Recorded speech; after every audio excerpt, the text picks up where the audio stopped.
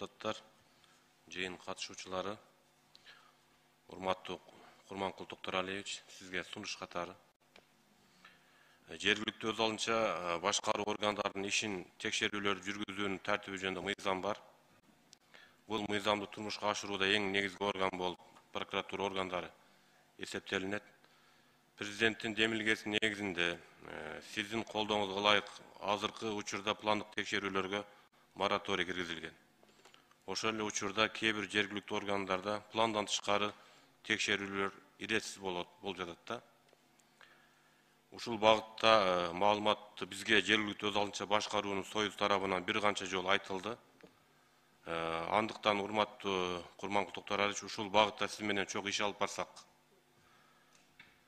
пландан тышкары сырткары текшерүүлөр боюнча кээ бир жарандар арызданып текшерип бүткөндөн кийин дагы 3-4 органга таштап коет да. Жазып. Замирбек Дүйшалиевич, мындай кылбайлыбы? Кээ бир жарандар, кээ бир факты, конкретный фактын айтсаңыз, пландан сырткары кайсы текшерүү болду, бизге тартынбай айта бериңиз. Биз аны эретке коебуз, тартипке чакырабыз. Себеби бүгүнкү күндө айыл өкмөттөрдү эч ким текшербейт. Арыз менен гана. Эгер башка органдарды плановый текшерүү болот, плановый текшерүүдөн сырткары арыз менен текшерет. Адам өз алдынча барып текшере албайт да. Эгер ошондой факты болсо айтсаңыз, биз сизге тактап жооп беребиз. Курманкул Токторалиевич, мен дагы ушул 10 жылга жакын айыл өкмөт башчы болуп кызмат кылдым да. Мен бул эми айыл өкмөттөрүнүн суранычы боюнча сизге жеткирип коюп атам да. Ошол жанагы арыз жазгандар кээ бирлери кесип катары, жумуш катары иштеп атат да. Ошону мен сизге сунуш кылам. Эгер көп жыл айыл өкмөт десеңиз, сиз жардам бериң. Сизге кесиптеш айыл өкмөтүңүз кайрылды, фамилия атын берсин. Реалдуу иш болот ошондо. Анан сиз жалпы айта берсеңиз, жалпы жыйынтык чыкпайт да. Конкретно айтсаңыз, биз текшерип жооп беребиз, ошол айыл өкмөттү карап беребиз. Макулбу? Сунуш экинчи маселе боюнча. Мындан сырткары бир топ айыл өкмөттөрүнүн суранычы дагы сизге жеткирип коеюн. Сиздин демилгеңиз менен былтыр Кыргыз Республикасынын укук бузуулар жөнүндө кодекс кабыл алынган. Ушул кодекстин 451-беренесинин 2-бөлүгүнүн 3-пунктуна ылайык укук бузуулар жөнүндө иштерди караган комиссиялар жөнүндө типтүү жобо Кыргыз Республикасы министрлер кабинетинин тарабынан бекитилет. Ушул ченем ишке киргенден бери мына 4 ай өттү, бирок типтүү жобо министрлер кабинети тарабынан бекитиле элек да.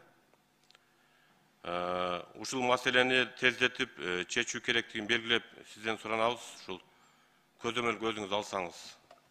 Макул. Анан дагы буга чейин билесиз өзүңүз, экотек инспекциясы жоюлуп кетти да.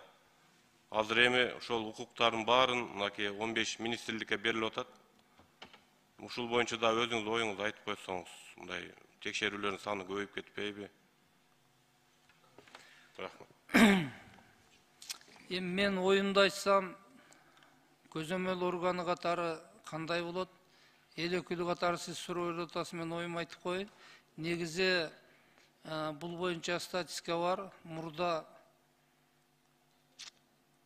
12, менимче 12 органда болгондо канча 19 канча миң текшерүү болгон. Андан кийин азайткандагы результат ар бир органга көп бергенден жакшы натыйжасын бербейт да негизичи. Буну акыркы реформанын алдындагы менимче бир 9-6 органда болчу да. Ошол бойдон калтырса жакшы эффект бермек. Анан санын көбөйткөндөн текшерүүчү органдын саны көбөйөт, эффективдүүлүгү менче жакшы эле натыйжа бербейт. Бул сунушту сиз мына кабинет министрлери тыкыз берди, өкүлү бар, тыкыз иштешесиздер, ошолорго сунуш койсоңуздар, структурасын алар түзөт да. Биз эми структураны андай түз, мындай түз дегенге андай мыйзам жол бербейт, билесиз. Рахмат, Курманкул Токторалиевич. Эми жанагы айыл өкмөттөрүнүн аттарын атабай эле коеюн, мен эски кесиптештерим. Эгер сизге айтылган болсо, сөзсүз аташыңыз керек, атап үйрөнүшүңүз керек да. Биз жыйынтыгын беребиз, ошондон результат болот. Анан атабай отура берсек, анда биз кантип күрөшөбүз? Рахмат, ишиңизге ийгилик каалайбыз. Ошонун баарын текшере алабыз биз. Замирдушевич деле туура түшүнөбүз. Себеби өзүңүз жергиликтүү өз алдынча башкаруу системада иштеп көп жылдардан бери билебиз. Анан тигилер деле сөзсүз түрдө өздөрүнүн жеке жашоосунун коопсуздугун ойлоп атат да. Бирок юридикалык форматта кетебиз десек, чындап эле атын аташ керек да. Ачыкка чыгарып жоопкерчиликке тартыш керек. Рахмат.